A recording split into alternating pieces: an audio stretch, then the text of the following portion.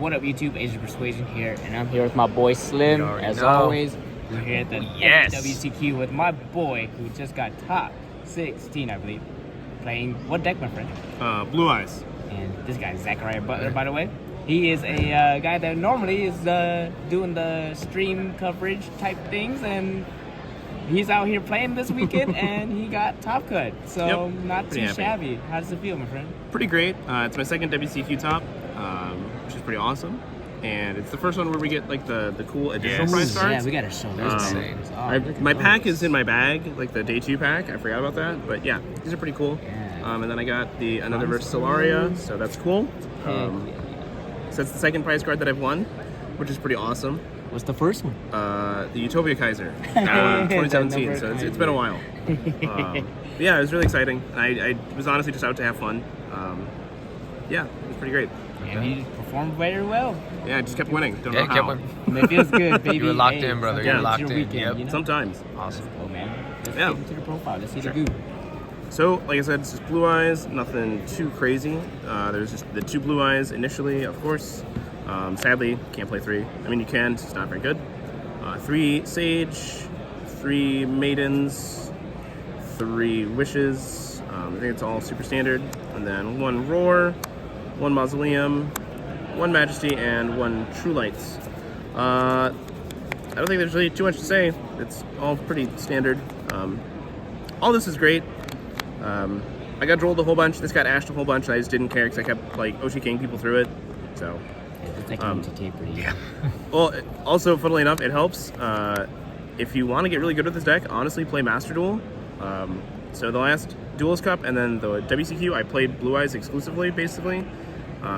So yeah, and I still have that. And then, funnily enough, on Duel Links, I played Blue Eyes as well. Yeah. Man, there's a common trend here. I play it in every format. Alright, there's a common trend I'm seeing. And then for the PRIMITE engine, there's 3 Ether Barrel, 3 Lordly Load, and 1 Drill Beam.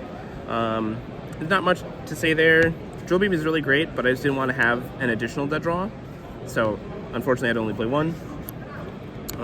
But I think you would never change it, even though So originally, so when the deck first came out with the PRIMITE stuff, I played 1. Then I tested 3 for a while, and I really liked that.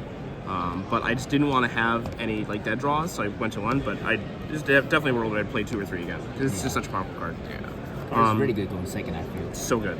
And then non-engine, 3 Ash, 3 Fua, 3 Perulia. Shoutouts to Evan for loaning me the Perulias because I don't own them.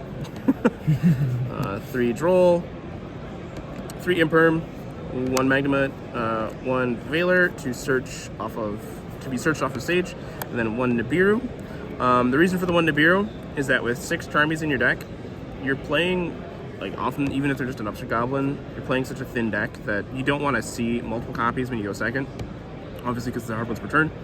But your odds of seeing it go up significantly with each draw.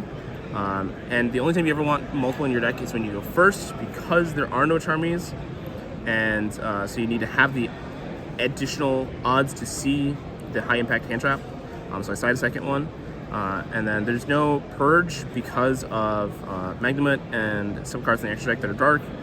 I felt like the stopping them from drawing a card with the Charmy not with the Charmy because they can't do that when they have a card in the field. But stopping searches just wasn't that great. This deck just kind of plays through everything like mediocre level, and then you just kind of grind it out and it's okay. So, and then 1 Call by the Grave just as the 41st card. That was actually the last second edition too. Like I threw that in, I think Thursday night, like right before I went to bed. I was like, I'll throw that in. Yeah, why not have a call by? Yeah, I'm so glad I did. The card overperformed. Oh, yeah. I'm sure it did. There's a lot of Charmies, random stuff. Well, not Charmies actually. So if I had Call by the Grave, there's only one time when I got Charmy that I Call by the Grave it. I would draw it a decent amount when they did have it. Typically, I would not bother. I wouldn't Ash or anything on a Charmy because this deck plays through them really well. You can usually do an okay field with just like 1 draw, and that's it. So it just doesn't matter. For the extra deck, there is Tyrants, Neo, Blue Eyes Ultimate Dragon, Blue Eyes Ultimate Spirit Dragon, 2 regular Spirit Dragons. These honestly rarely came up. If you read my top 32 feature match, I think it took me till game 3 to summon Spirit. Like, I just don't do that. I usually just end on like a Blue Eyes, and that's enough. Yeah. Lightstorm Dragon, Azure Eyes. This actually came up a few times. The idea that I had with it was that it stops Murakumo from board wiping me. It also stops my True Light from board wiping me. And in pretty much any game where you get additional turns, it becomes very hard to beat this deck. So this just gave me an additional way to basically get to True Light, because they keep bringing back Blue Eyes to bring back Maiden. And it was really good. And then there was Ancient Fairy Life Dragon, Typhon, Double Spirits, Double Spheres, Lina, and SP. Most of the time I was ending on Spheres over Spirit, which is why I was saying I barely summoned it, because I felt like this was better into Ryzeal variants and into Malice. Like, being able to bounce their normal summon is so beneficial. There's definitely a couple of games, I don't remember if it happened in a feature, but where I would just Spheres bounce their normal summon, and then they just, because they're playing like an awkward deck that has sometimes like those hands, like the oops all Malice hands, like they just couldn't do anything. And so it was really good. And I was really glad I had all that. For the side deck, 3 Lancia, never drew it. You play a lot of Malice? No, I played like 3. Wow. But I just never drew Lancia, so.